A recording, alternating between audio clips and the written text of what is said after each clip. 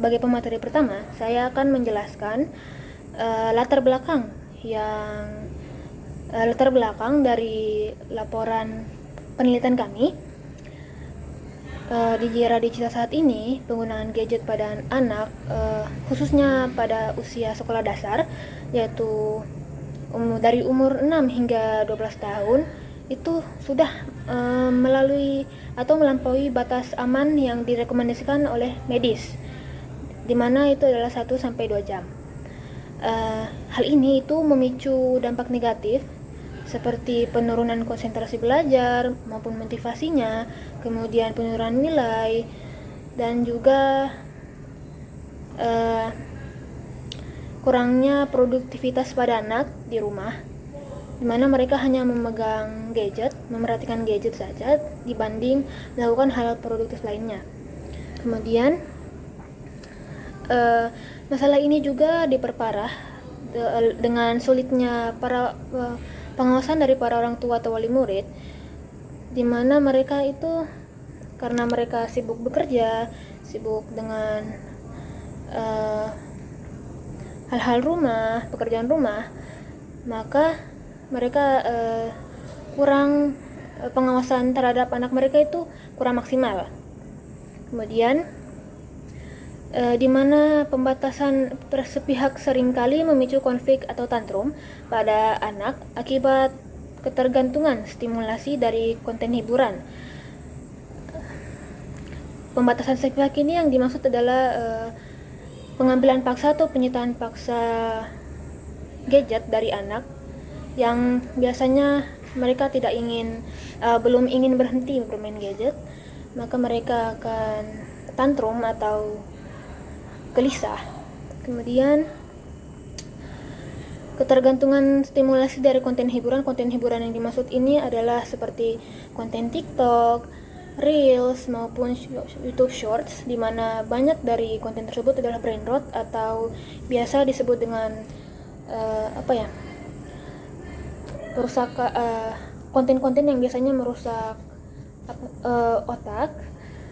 Kemudian sebagai upaya inovatif, kami mengusulkan pengembangan aplikasi mobile screen time token yang dimana kami namai Scientrust, dirancang untuk menjembatani kebutuhan tersebut melalui mekanisme token reward, di mana dengan sistem ini anak hanya akan mendapatkan tambahan waktu layar atau screen time setelah menyelesaikan tugas produktif, seperti membantu mengerjakan pekerjaan rumah atau mengerjakan tugas sekolah per mereka. Kemudian dengan sistem ini sehingga mampu membangun kedisiplinan dan kebiasaan digital yang dimana kami berharap mampu membangun kedisiplinan dan kebiasaan digital yang sehat sejak dini tanpa memicu adanya konfrontasi. Moving on, perkembangan teknologi digital telah mengubah berbagai aspek kehidupan manusia, termasuk pola aktivitas anak usia sekolah dasar. Kehadiran smartphone, tablet, dan perangkat digital lainnya telah menjadi bagian dari kehidupan sehari-hari anak, baik untuk kebutuhan pembelajaran, komunikasi, maupun hiburan. Nah, anak-anak yang lahir pada era digital saat ini merupakan generasi yang sejak usia dini telah terbiasa berinteraksi dengan teknologi digital, sehingga penggunaan gadget menjadi aktivitas yang sulit dipisahkan dari kehidupan mereka. Nah, menurut penelitian yang dilakukan oleh National Institutes of Health atau NIH memaparkan bahwa paparan teknologi digital sejak usia dini memberikan dampak yang signifikan terhadap perkembangan perilaku dan juga pola aktivitas anak apabila tidak disertai dengan pengawasan yang cukup memadai. Lanjut, meskipun teknologi digital memberikan berbagai manfaat dalam mendukung proses pembelajaran dan juga akses informasi, penggunaan gadget yang berlebihan dapat menimbulkan berbagai dampak negatif. Nah, penelitian yang dilakukan oleh Lee dan yang lainnya pada tahun 2024 menunjukkan bahwa tingginya durasi penggunaan gadget pada anak memiliki hubungan dengan meningkatnya risiko ketergantungan terhadap smartphone atau gadget. Nah, selain itu, penggunaan gadget yang berlebihan juga dapat memengaruhi kualitas tidur, kesehatan mental, kemampuan konsentrasi belajar, serta interaksi sosial anak dengan lingkungan sekitarnya. Nah, kondisi tersebut menjadi perhatian penting mengingat usia sekolah dasar yaitu 6-12 tahun itu merupakan fase pembentukan karakter dan kebiasaan yang akan memengaruhi perkembangan anak pada tahap berikutnya atau setelahnya. Nah, permasalahan serupa juga ditemukan pada siswa sekolah dasar di Indonesia. Berdasarkan hasil survei yang kami lakukan, kami membagikan survei kepada para orang tua dan juga wali siswa-siswi SD Sekolah Dasar Negeri 2 Kendari. Nah, melalui survei ini kami menemukan bahwa sebanyak 29,7% anak di sana menggunakan gadget lebih dari 3 jam per hari. Dari total 307 responden paling banyak adalah kelas 5 dan juga kelas 3. Nah, lanjut, durasi tersebut telah melampaui rekomendasi penggunaan layar yang disarankan oleh berbagai organisasi kesehatan, yaitu selama 1 hingga 2 jam. Selain itu, sebanyak 27,1% anak masih menggunakan gadget sebelum tidur, dan sebagian besar aktivitas penggunaan gadget itu didominasi oleh kegiatan hiburan seperti menonton video Reels, video YouTube Shorts dan juga TikTok, maupun juga bermain game online ataupun game offline juga. Nah, temuan ini menunjukkan bahwa penggunaan gadget pada siswa sekolah dasar itu masih memerlukan pengawasan yang lebih efektif agar tidak berkembang menjadi perilaku yang adiktif yang dapat mengganggu perkembangan pada anak tersebut. Nah, salah satu tantangan utama yang dihadapi orang tua itu adalah keterbatasan dalam melakukan pengawasan secara konsisten. Entah itu orang tuanya sibuk, banyak pekerjaan rumah. Nah, banyak orang tua mengalami kesulitan ketika harus membatasi penggunaan gadget karena sering muncul penolakan, konflik atau tantrum dari anak. Sebagian besar dari orang tua siswa dari survei yang kami lakukan, kebanyakan metode yang mereka gunakan untuk membatasi screen time atau waktu layar mereka itu dengan menyita gadget yang mereka pakai. Nah, kondisi tersebut menunjukkan bahwa pendekatan pengendalian yang hanya mengandalkan larangan dan pembatasan secara langsung itu memang belum tentu efektif dalam membangun kebiasaan digital yang sehat. Nah, oleh karena itu diperlukan pendekatan yang lebih edukatif dan kolaboratif yang mampu melibatkan anak dalam proses pengendalian penggunaan gadget. Salah satu pendekatan yang dapat diterapkan adalah penggunaan gadget berbasis token. Nah, pendekatan ini memberikan tambahan waktu penggunaan gadget kepada anak setelah menyelesaikan aktivitas-aktivitas yang produktif, misalnya membantu pekerjaan rumah, mengerjakan tugas sekolah, dan lain-lain, yang telah ditentukan oleh orang tua tersebut seperti yang saya sebutkan tadi, seperti belajar, membaca buku, atau membantu pekerjaan rumah. Nah, penelitian oleh Punia dan yang lain pada tahun 2024 menunjukkan bahwa pendekatan yang berbasis penguatan positif atau positive reinforcement berpotensi memfasilitasi pembentukan regulasi diri dan kebiasaan digital yang lebih sehat pada anak dibandingkan pendekatan pembatasan yang bersifat sepihak. Selain pengendalian penggunaan gadget, perkembangan teknologi kecerdasan buatan atau artificial intelligence juga membuka peluang untuk membantu orang tua memahami tingkat risiko penggunaan gadget pada anak. Salah satu metode yang dapat digunakan adalah algoritma decision tree. Algoritma ini, decision tree ini itu mampu melakukan proses klasifikasi berdasarkan sejumlah variabel yang mempengaruhi perilaku penggunaan gadget, seperti durasi penggunaan harian, penggunaan gadget sebelum tidur, frekuensi bermain game, aktivitas utama penggunaan gadget, serta tingkat pengawasan orang tua. Dengan memanfaatkan algoritma decision tree ini, sistem bisa atau dapat mengidentifikasi tingkat risiko kecanduan gadget dan memberikan informasi yang dapat membantu orang tua itu menentukan strategi pengawasan yang lebih tepat atau lebih efisien. Berdasarkan permasalahan tersebut, penelitian ini mengusulkan pengembangan aplikasi screen time token yang saya jelaskan barusan, yaitu bernama Scientrust. Itu berbasis mobile yang mengintegrasikan sistem pengendalian screen time atau waktu layar, reward token, monitoring aktivitas, serta algoritma decision tree untuk mengendalikan risiko risiko kecanduan gadget pada siswa sekolah dasar. Nah, aplikasi ini kami harapkan itu dapat menjadi media baru untuk pengawasan digital atau media yang efisien atau membantu, menjadi media yang membantu untuk dalam pengawasan digital yang membantu orang tua membangun kebiasaan penggunaan teknologi yang lebih sehat, terukur dan juga sesuai dengan kebutuhan perkembangan anak-anak mereka. Moving on, kita masuk ke rumusan masalah. Nah, kami mengambil 4 rumusan masalah untuk dalam pembahasan ini.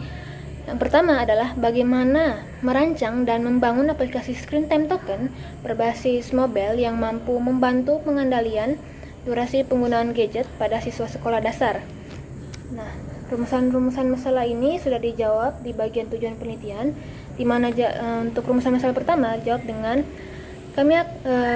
menghasilkan rancang bangun aplikasi screen time token yang berbasis mobile yang memiliki sistem pengendalian durasi penggunaan gadget melalui fitur countdown timer dan upload. Penggunaan gadget melalui fitur countdown timer ini, misalnya mereka memiliki waktu sisa 20 menit. Nah, waktu 20 menit ini akan dihitung mundur hingga akhirnya selesai, dan juga kalau sudah misalnya habis, aplikasi-aplikasi tersebut akan terkunci dan hanya akan bisa dibuka ketika mereka sudah menyelesaikan tugas-tugas produktif atau misi-misi yang diberikan oleh orang tua mereka. Kemudian, rumusan masalah kedua adalah bagaimana mengimplementasikan sistem reward token yang menghubungkan aktivitas produktif anak dengan pemberian tambahan waktu penggunaan gadget. Dengan mengembangkan sistem reward token yang menghubungkan aktivitas produktif anak dengan tambahan waktu penggunaan gadget. Seperti yang saya bahas tadi, mengembangkan sistem reward token yang menghubungkan aktivitas produktif anak, di mana mereka, para orang tua atau wali murid akan memberikan misi-misi di aplikasi tersebut untuk anak-anak mereka jadi jika mereka ingin tambahan waktu untuk bermain gadget, mereka harus menyelesaikan misi-misi tersebut terlebih dahulu sebelum bisa mengakses kembali gadget mereka. Kemudian yang ketiga, bagaimana menyediakan fitur monitoring aktivitas penggunaan gadget yang dapat membantu orang tua melakukan pengawasan secara lebih efektif. Nah, dengan menyediakan fitur monitoring aktivitas penggunaan gadget yang dapat membantu orang tua melakukan pengawasan secara real-time. Nah, maksudnya di sini adalah fitur monitoring itu aplikasi apa saja yang paling banyak digunakan oleh sang anak. Misalnya, dalam sehari sang anak lebih banyak menggunakan aplikasi YouTube. Misalnya seperti 30 menit, sisanya itu TikTok 20 menit, dan juga Instagram yaitu 20 menit. Itu hanya contoh. Maka dari itu orang tua bisa mengawasi aktivitas anak melalui aplikasi tersebut, sehingga mereka bisa membatasi atau melihat bagaimana aktivitas-aktivitas yang saya sebutkan tadi, yang aktivitas yang mereka saat mereka menggunakan gadget. Kemudian yang terakhir, rumusan masalah yang terakhir adalah bagaimana mengimplementasikan algoritma decision tree untuk mengklasifikasikan tingkat risiko kecanduan gadget pada siswa sekolah dasar berdasarkan pada penggunaan gadget harian. Nah, kami mengintegrasikan algoritma decision tree ke dalam aplikasi sebagai dasar klasifikasi tingkat risiko kecanduan gadget guna membantu orang tua menentukan strategi pengawasan yang lebih tepat. Nah, maksudnya di sini misalnya hari ini anak menggunakan gadget selama 6 jam atau mungkin lebih dari itu, maka besoknya orang tuanya akan memasukkan misi baru. Nah, di situ algoritma decision tree ini akan membantu untuk menentukan berapa lama waktu yang direkomendasikan untuk anak untuk setiap misi tersebut. Misalnya misi pertama itu membaca buku selama 1 jam atau mengerjakan PR dari sekolah. Algoritma tersebut akan menentukan seberapa lama anak dapat menggunakan gadget setelah menyelesaikan misi tersebut. Misalnya rewardnya atau tokennya yang diberikan akan itu 30 menit, tambahan 30 menit, seperti itu. Move on ke tinjauan pustaka. Yang pertama adalah screen time token. Perkembangan teknologi digital telah menjadikan gadget sebagai bagian yang tidak terpisahkan dari kehidupan anak-anak, termasuk siswa sekolah dasar. Meskipun gadget dapat memberikan manfaat sebagai sarana pembelajaran dan akses informasi, penggunaannya yang tidak terkontrol berpotensi menimbulkan berbagai dampak negatif, seperti penurunan konsentrasi belajar, gangguan tidur, hingga risiko kecanduan gadget. Nah, oleh karena itu, diperlukan adanya suatu sistem yang mampu membantu orang tua dalam mengendalikan penggunaan gadget secara efektif tanpa menimbulkan konflik yang berlebihan dengan anak. Nah, screen time token ini merupakan konsep aplikasi yang dirancang sebagai sistem pengendalian penggunaan gadget berbasis token waktu atau time token. Nah, sistem ini menerapkan mekanisme penghargaan atau reward system, di mana anak memperoleh tambahan waktu penggunaan gadget setelah menyelesaikan aktivitas produktif yang telah ditentukan oleh orang tua. Aktivitas tersebut dapat berubah seperti saya sebutkan tadi. Dengan pendekatan ini, penggunaan gadget tidak hanya dibatasi, tapi juga diarahkan untuk mendukung pembentukan kebiasaan yang lebih produktif. Nah, konsep screen time token ini didasarkan pada teori positive reinforcement yang menjelaskan bahwa perilaku yang diberikan penghargaan atau reward itu akan diulangi oleh individu. Nah, selain berfungsi sebagai alat pengendalian durasi penggunaan gadget, screen time token juga menjadi media kolaborasi antara orang tua dan anak. Nah, orang tua memiliki peran di mana orang tua itu mereka berperan dalam menentukan tugas, mengatur kuota penggunaan gadget atau tokennya, kemudian serta memverifikasi penyelesaian tugas. Sedangkan anak itu memiliki bertanggung jawab untuk menyelesaikan aktivitas produktif guna memperoleh tambahan token waktu. Dengan demikian, aplikasi ini tidak hanya membantu mengontrol screen time, tapi juga berpotensi memfasilitasi pembentukan regulasi diri dan kebiasaan digital yang lebih sehat pada anak. Nah, move on ke yang kedua, aplikasi mobile. Nah, aplikasi mobile itu seperti yang kita tahu merupakan perangkat lunak yang dirancang untuk dijalankan pada perangkat bergerak seperti smartphone dan tablet. Nah, dalam bidang pendidikan pengawasan digital, aplikasi mobile itu memiliki peran yang sangat penting karena memungkinkan pemantauan dan pengendalian dilakukan secara real time.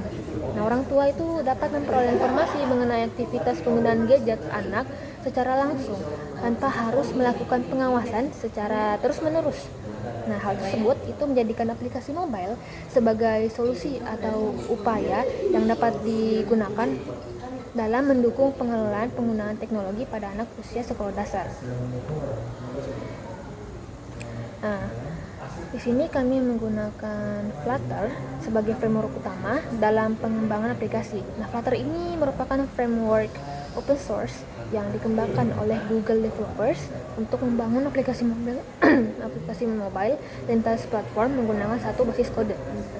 Nah, selain Flutter, penelitian ini juga memanfaatkan Firebase sebagai layanan back-end. Firebase menyediakan berbagai layanan yang mendukung pengembangan aplikasi, seperti autentikasi pengguna, basis data cloud, penyimpanan data, dan notifikasi real-time. Nah, penggunaan Firebase memungkinkan data pengguna. Nah, untuk mendukung fitur monitoring penggunaan gadget dan AppLock, aplikasi juga memanfaatkan layanan Android seperti Accessibility Service, Usage Access Permission, dan Foreground Service. Teknologi tersebut memungkinkan aplikasi mendeteksi aplikasi yang sedang digunakan, menghitung durasi penggunaan gadget, serta menerapkan mekanisme penguncian aplikasi ketika batas waktu penggunaan telah habis. Nah, oleh karena itu, aplikasi mobile dalam penelitian ini tidak hanya berfungsi sebagai media informasi, tetapi juga sebagai sistem pengendalian digital yang bekerja secara otomatis.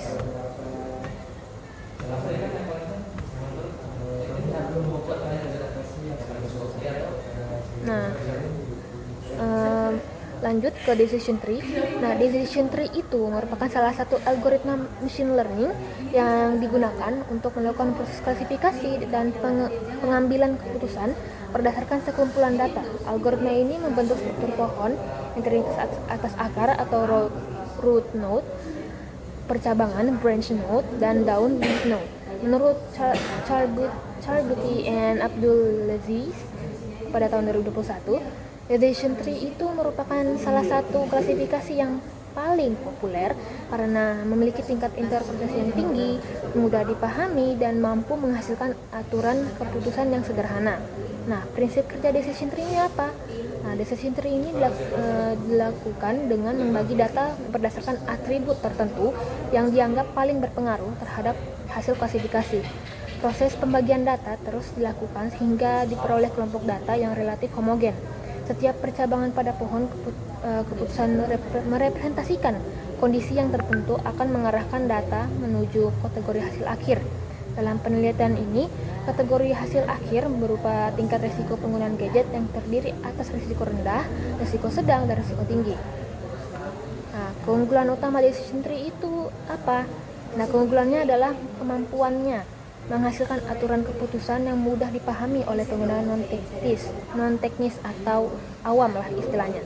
Nah, selain itu, algoritma ini juga tidak memerlukan proses komputasi yang terlalu kompleks atau susah dan mampu bekerja dengan baik pada dasar kategorikal seperti data hasil survei dengan menggunakan yang seperti digunakan dalam penelitian ini.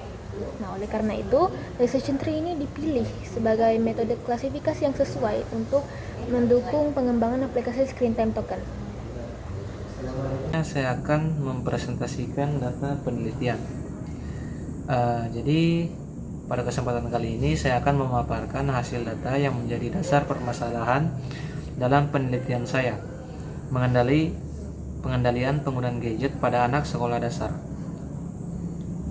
Data ini diperoleh dari sekitar 303 hingga 306 responden dan bertujuan untuk mengetahui pola gangguan gadget pada anak serta dampaknya terhadap aktivitas belajar mereka. Pada slide ini terdapat 3 bagian utama yang akan saya jelaskan, yaitu aktivitas utama anak saat menggunakan gadget, yang kedua pengaruh keberadaan gadget terhadap fokus belajar anak, dan yang ketiga dampak penggunaan gadget terhadap prestasi akademik anak. Saya akan membahas yang aktivitas utama anak saat menggunakan gadget. Oke, mari kita lihat diagram lingkaran. Di sebelah kiri Pertanyaan yang diberikan kepada responden adalah, apa aktivitas utama anak saat menggunakan gadget? Berdasarkan hasil survei, sebanyak 303 responden terlihat bahwa aktivitas yang paling dominan adalah menonton video seperti YouTube, TikTok, Instagram, dan platform sejenis sebesar 34%. Selanjutnya adalah belajar online atau mencari materi sekolah sebesar 30,4%, dan bermain game online sebesar 24,8%. Sementara aktivitas lainnya seperti media sosial, chatting, mengerjakan tugas, dan kegiatan lain memiliki presentasi yang lebih kecil. Dari data ini dapat disimpulkan bahwa walaupun gadget digunakan untuk keperluan pendidikan, sebagian besar penggunaan gadget masih didominasi oleh aktivitas hiburan. Hal ini menunjukkan bahwa anak-anak memiliki kecenderungan menggunakan perangkat digital untuk memperoleh kesenangan dan hiburan dibandingkan aktivitas yang bersifat edukatif. Kondisi ini menjadi perhatian karena semakin lama anak mengakses konten hiburan, semakin besar kemungkinan mereka menghabiskan waktu layar atau screen time yang berlebihan. Selain itu, aplikasi seperti TikTok, YouTube, Short, dan game online dirancang untuk mempertahankan perhatian pengguna selama mungkin. Akibatnya, anak dapat menghabiskan waktu berjam-jam tanpa menyadari lamanya penggunaan gadget. Data ini menjadi salah satu dasar mengapa diperlukan sebuah mekanisme pengendalian penggunaan gadget yang tidak hanya membatasi durasi penggunaan, tetapi juga mampu mendorong anak menggunakan gadget secara lebih terarah dan produktif. Lanjut ke pengaruh gadget terhadap fokus belajar anak. Selanjutnya, kita lihat grafik batang di sebelah kanan atas. Pertanyaan yang diberikan kepada responden adalah, anak saya sering kehilangan fokus saat belajar di rumah jika ada HP atau gadget di dekatnya. Skala yang digunakan adalah skala Likert dari 1 sampai 5, di mana 1 adalah sangat tidak setuju, 2 sangat setuju, 3 netral, dan 4 setuju, serta 5 sangat setuju. Berdasarkan hasil survei, sebanyak 303 responden diperoleh skor 1 sebanyak 40 responden atau 13,2%, skor 2 sebanyak 39 responden atau 12,9%, skor 3 sebanyak 70 responden atau 23,1%, skor 4 sebanyak 84 responden atau 27,7%, dan skor 5 sebanyak 70 responden atau 23,1%. Jika kategori setuju dan sangat setuju digabungkan, maka terdapat sekitar 50,8% responden yang menyatakan bahwa anak mereka kehilangan fokus belajar ketika gadget berada di dekat mereka. Persentase ini menunjukkan bahwa lebih dari setengah responden merasakan adanya gangguan konsentrasi akibat keberadaan gadget. Fenomena ini dapat dijelaskan karena gadget menyediakan berbagai stimulus yang menarik perhatian anak.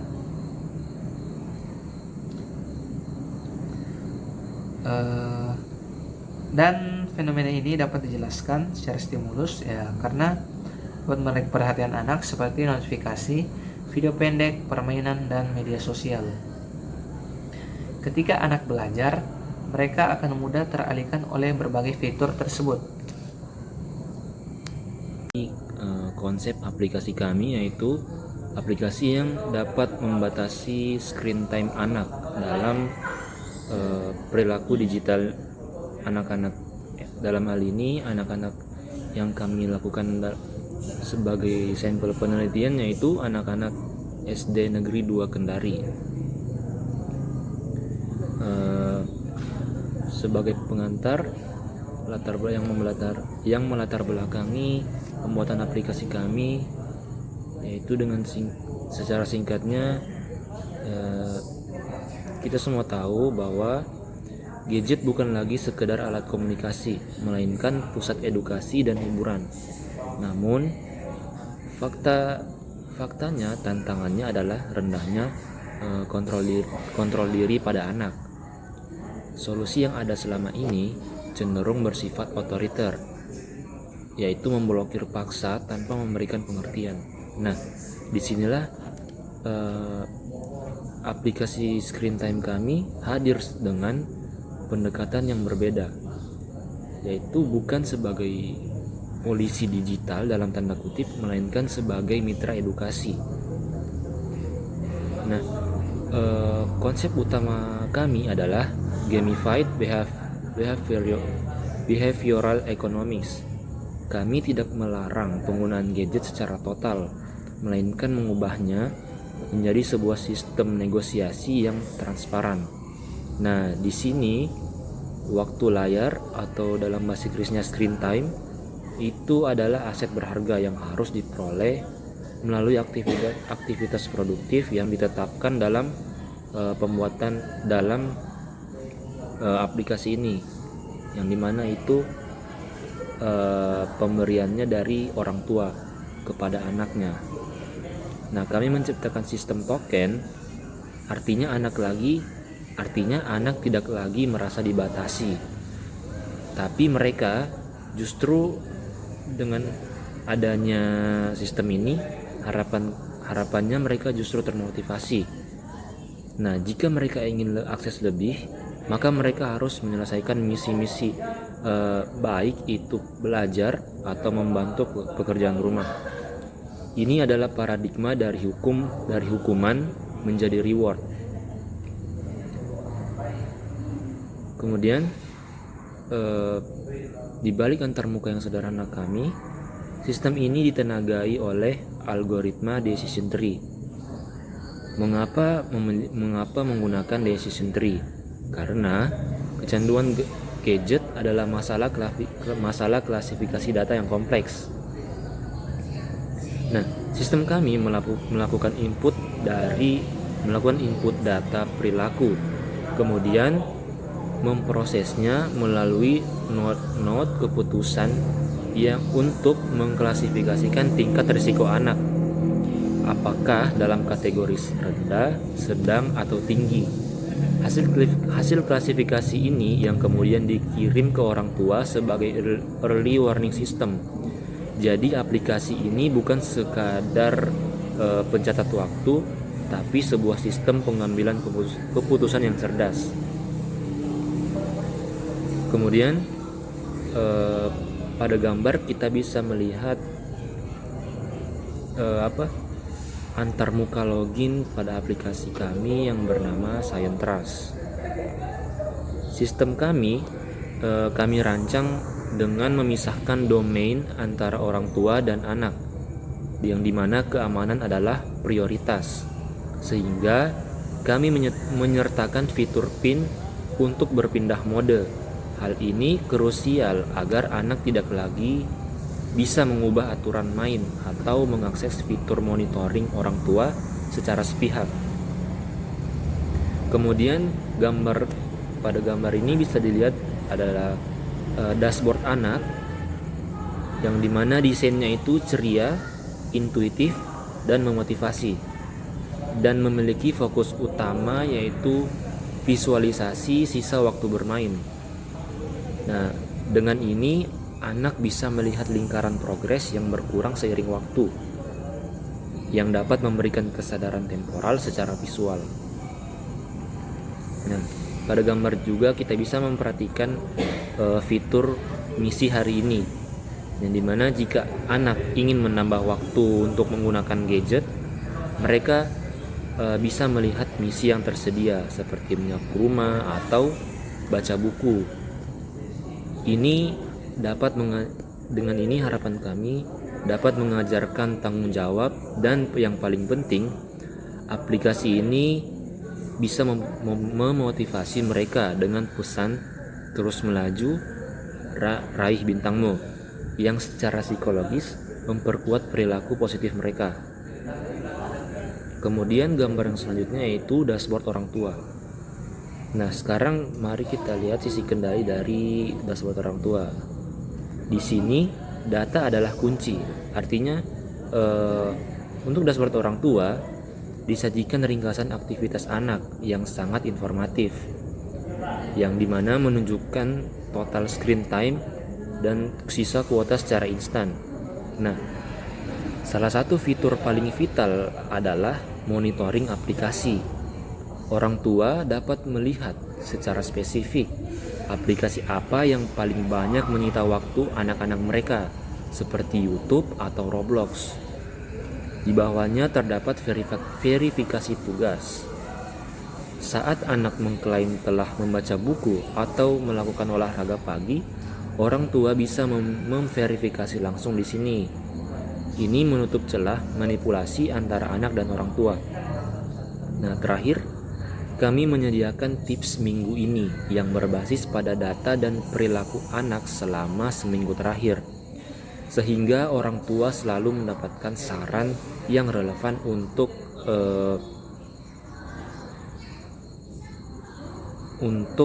mengatasi masalah-masalah gadget pada anak-anak mereka, seperti pembatasan waktu atau pemberian tugas. Kemudian terakhir, sebagai penutup, screen time token bukan hanya tentang membatasi durasi. Ini adalah tentang membangun jembatan komunikasi digital antara orang tua dan anak. Dengan mengintegrasikan algoritma decision tree sebagai otak sistem pada aplikasi kami dan desain antarmuka yang ramah pengguna seperti yang terlihat pada gambar pada slide ini, kita bisa mengubah gadget dari musuh menjadi alat pertumbuhan yang produktif. Baik, selanjutnya untuk proses yang telah terpenuhi, kami telah memenuhi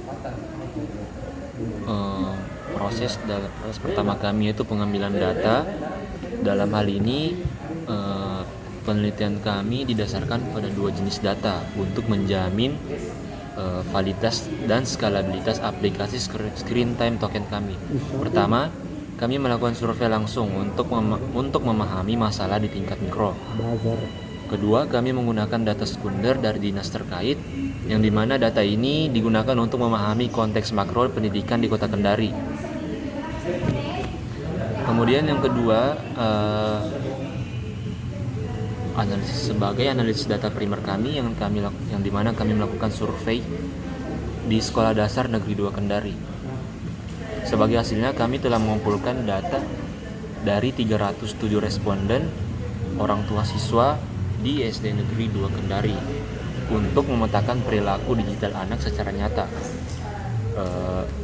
Berikut adalah temuan kerusakan yang pertama, pola penggunaan gadget. Kami menemukan sebagian besar anak, yaitu sekitar 43,2%, menggunakan gadget selama 1-2 jam per hari, sementara 29,7% menggunakan gadget lebih dari 3 jam per hari. Kemudian yang kedua, waktu penggunaan. Waktu paling dominan anak menggunakan gadget adalah sepulang sekolah atau saat istirahat siang, yakni mencapai 81,8%. Untuk aktivitas utama sebanyak 30,4%. Kemudian yang ketiga, kami menemukan sebanyak 30,4% menggunakan gadget untuk belajar secara online atau mencari materi sekolah. Kemudian disusul oleh bermain game online sebesar 24,8% dan menonton video atau hiburan sebesar 34%. Kemudian kami juga menemukan data bahwa responden mengonfirmasi adanya dampak negatif, di mana 27,7% orang tua menyatakan anak sering kehilangan fokus saat belajar jika ada gadget di dekatnya. Kemudian yang kelima, kecenderungan emosional. Kami menemukan bahwa sebanyak 26,4% orang tua melaporkan anak-anaknya mudah marah atau emosional jika gadgetnya diambil.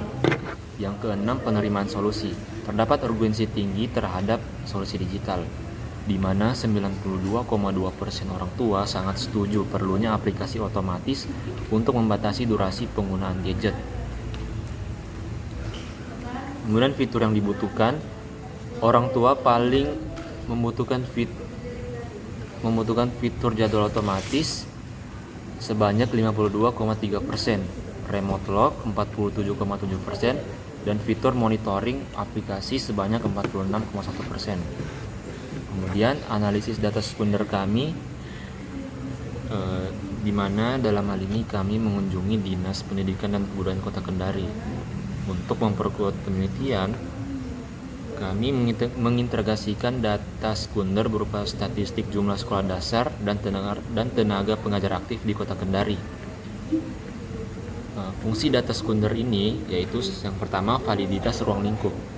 Data ini berfungsi untuk menunjukkan skala permasalahan yang ada di Kota Kendari, yang dimana ini membuktikan bahwa isu kecanduan gadget bukan hanya masalah di satu sekolah saja, melainkan masalah sistemik di Kota Kendari. Kemudian yang kedua, analisis skalabilitas. Dengan mengetahui jumlah total SD dan tenaga pengajar, kami dapat memproyeksikan potensi jangkauan aplikasi Screen Time Token jika diimplementasikan ke tingkat kota. Ketiga, dasar pengambilan kebijakan. Data statistik ini juga diharapkan dapat memberikan gambaran demografis pendidikan yang membantu kami dalam merancang model pengawasan yang sesuai dengan kapasitas tenaga pengajar dan lingkungan di sekolah Kota Kendari. Baik, itu proses yang telah terpenuhi untuk pengambilan data. Selanjutnya, proses yang telah terpenuhi yaitu kami sudah mengerjakan laporan. Untuk sementara sudah sampai pada tahap bab 2 dan menuju bab 3. Kami juga masih banyak yang perlu kami perbaiki untuk bab 2 dan 3 kami, termasuk bab 1 juga, dengan konfirmasi dari coach kami, di mana coach kami selalu mengingatkan kami selalu memperhatikan apa saja yang masih salah dalam laporan kami. Kemudian kami juga, untuk proses yang telah terpenuhi, kami juga sementara mengembangkan lagi desain kami ingin memperbagus lagi, jadi mungkin akan ada perubahan dalam desain UI kami. Namun fitur-fitur yang tetap pasti ada, yaitu fitur monitoring aplikasi, fitur penguncian aplikasi, dan fitur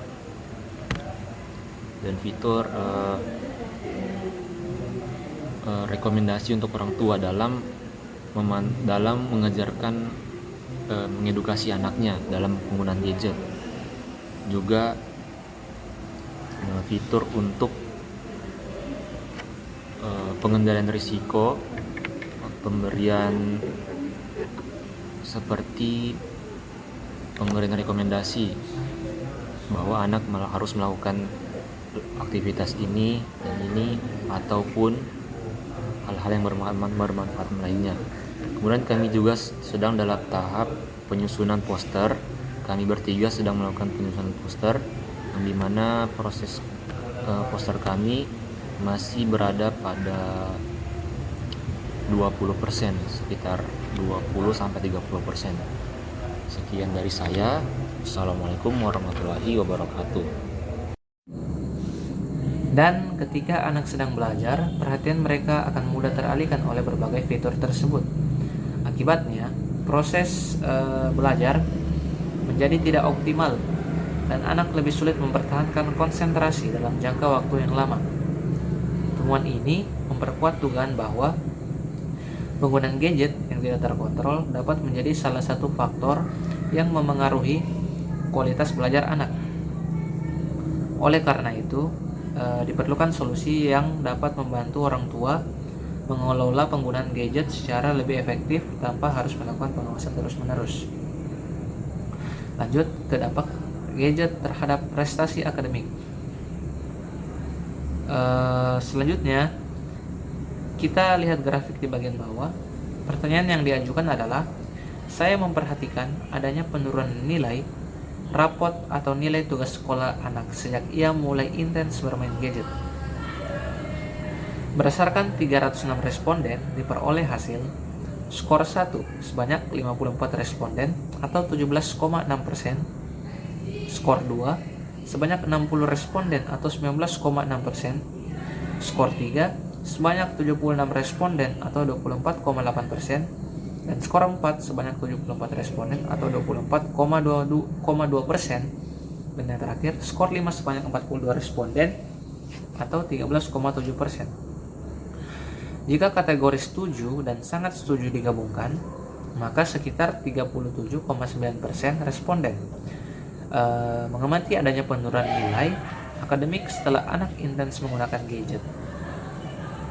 Sementara responden yang netral mencapai sekitar 24,8%. Data ini menunjukkan bahwa dampak gadget terhadap prestasi akademik memang ada, namun tidak selalu dirasakan secara langsung oleh semua responden. Hal ini dapat terjadi karena penurunan prestasi belajar dipengaruhi oleh banyak faktor, seperti motivasi belajar, lingkungan keluarga, metode belajar, serta durasi penggunaan gadget. Meskipun demikian, hasil survei ini tetap menunjukkan adanya kecenderungan bahwa penggunaan gadget yang berlebihan dapat memberikan dampak negatif terhadap hasil belajar anak. Karena itu, diperlukan upaya preventif untuk mengatur penggunaan gadget sejak dini sehingga dampak negatif tersebut dapat diminimalkan. Jadi berdasarkan ketiga data yang telah dipaparkan, dapat ditarik beberapa kesimpulan. Yang pertama, penggunaan gadget pada anak sekolah dasar masih didominasi oleh aktivitas hiburan, terutama menonton video dan bermain game seperti game balapan ataupun game apapun, termasuk menonton video, seperti menonton video di Instagram, di TikTok, di YouTube, di Twitter, dan platform media sosial lainnya.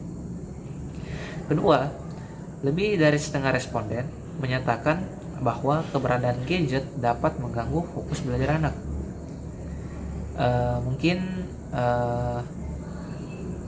karena keberadaan gadget ini mereka menganggap karena mungkin terlalu banyak menonton video ataupun bermain game, sehingga responden yang kedua ini menyatakan bahwa anaknya itu nilainya ataupun fokusnya untuk belajar itu turun karena gangguan dari gadget ini ataupun ya sejenisnya. Ketiga, sebagian responden juga mengamati adanya penurunan prestasi akademik yang berkaitan dengan intensitas penggunaan gadget.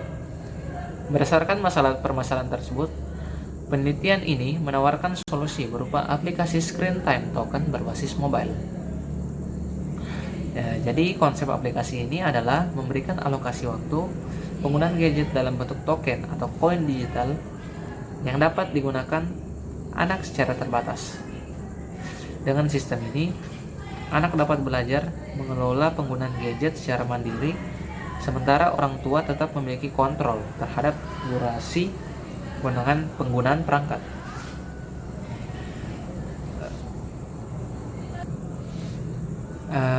Dan mungkin saya akan lebih menganalisis mendalam data aktivitas penggunaan gadget untuk menambah pengetahuan. Jika kita melihat lebih jauh pada diagram lingkaran, terdapat fenomena yang menarik. Aktivitas belajar online memang memiliki presentasi yang cukup besar, yaitu sekitar 30,4%.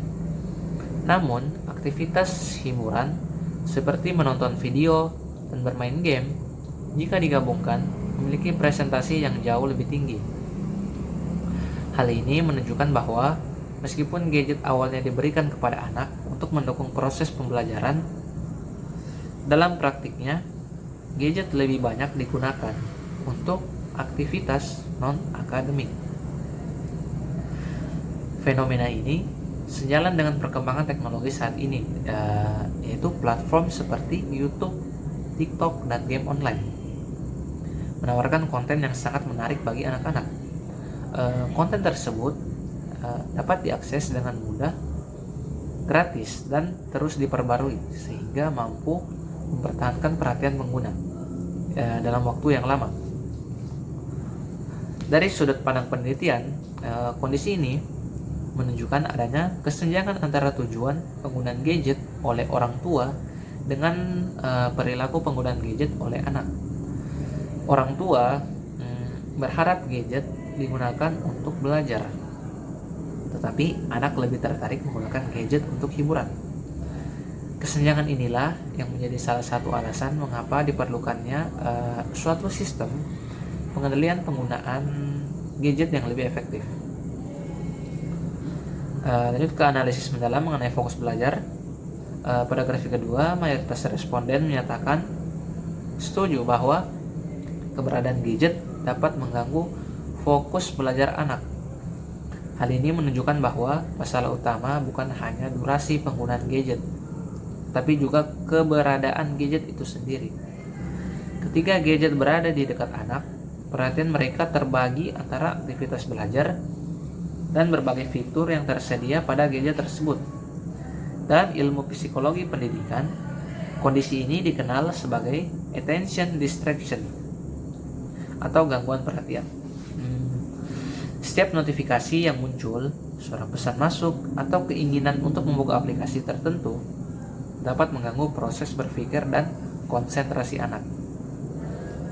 Akibatnya, waktu belajar menjadi kurang efektif karena anak membutuhkan waktu lebih lama untuk memahami materi yang sedang dipelajari.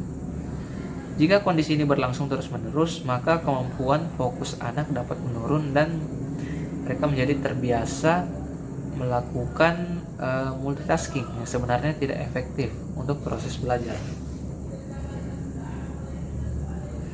Oleh karena itu, pengendalian gadget ini tidak hanya bertujuan membatasi durasi penggunaan, tapi juga membantu menciptakan lingkungan belajar yang lebih kondusif. Oke, lanjut ke analisis dampak terhadap prestasi akademik. Pada grafik ketiga, kita dapat melihat bahwa terdapat responden yang mengamati adanya penurunan nilai akademik sejak anak mulai intens menggunakan gadget. Meskipun presentasenya tidak mencapai mayoritas mutlak, angka ini tetap perlu menjadi perhatian. Hal ini menunjukkan bahwa penggunaan gadget yang berlebihan berpotensi memengaruhi prestasi belajar anak. Dampak tersebut biasanya tidak terjadi secara langsung, tetapi melalui beberapa tahapan. Pertama, anak menghabiskan lebih banyak waktu untuk bermain gadget. Kedua, waktu belajar berkurang dan kualitas belajar menurun. Ketiga, fokus dan konsentrasi terganggu. Keempat, pemahaman terhadap materi pelajaran menjadi kurang optimal. Dan akhirnya kondisi tersebut dapat berpengaruh terhadap hasil belajar maupun nilai akademik. Dengan kata lain, gadget bukan penyebab tunggal penurunan prestasi, tetapi dapat menjadi faktor yang memperbesar risiko terjadinya penurunan prestasi belajar. Selanjutnya, jika dikaitkan dengan judul penelitian saya, yaitu rancang bangun aplikasi screen time token berbasis mobile dengan algoritma decision tree sebagai solusi pengendalian durasi gadget pada siswa sekolah dasar, maka ketiga data yang telah dipaparkan menunjukkan adanya kebutuhan nyata terhadap solusi pengendalian penggunaan gadget.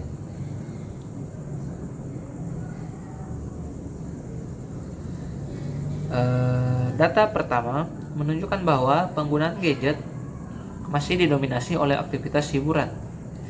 Data kedua menunjukkan bahwa gadget berpengaruh terhadap fokus belajar anak. Data ketiga menunjukkan adanya indikasi dampak terhadap prestasi akademik.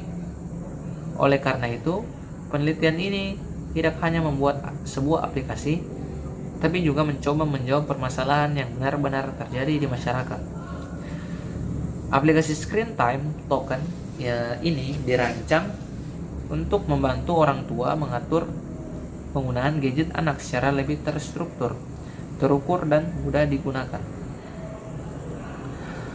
Mungkin sebagai penutup dapat disimpulkan bahwa perkembangan teknologi digital memberikan banyak manfaat bagi anak, terutama dalam akses informasi dan pembelajaran. Namun, pengawasan dan pengendalian yang baik, penggunaan gadget juga dapat menimbulkan berbagai dampak negatif, seperti berkurangnya fokus belajar, meningkatnya waktu penggunaan layar, serta potensi penurunan prestasi akademik. Data yang telah dipaparkan menunjukkan bahwa permasalahan ini bukan hanya dialami oleh beberapa keluarga, tapi sudah menjadi fenomena yang cukup luas. Oleh karena itu diperlukan pendekatan yang tidak hanya melarang penggunaan gadget, melainkan mengelolanya secara bijak. Melalui aplikasi Screen Time Token, diharapkan anak dapat belajar mengatur penggunaan gadget secara mandiri, sementara orang tua tetap dapat melakukan pengawasan yang efektif.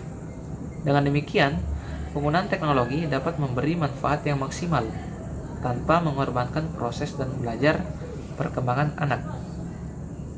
Baik, mungkin materi dari saya cukup sampai di situ.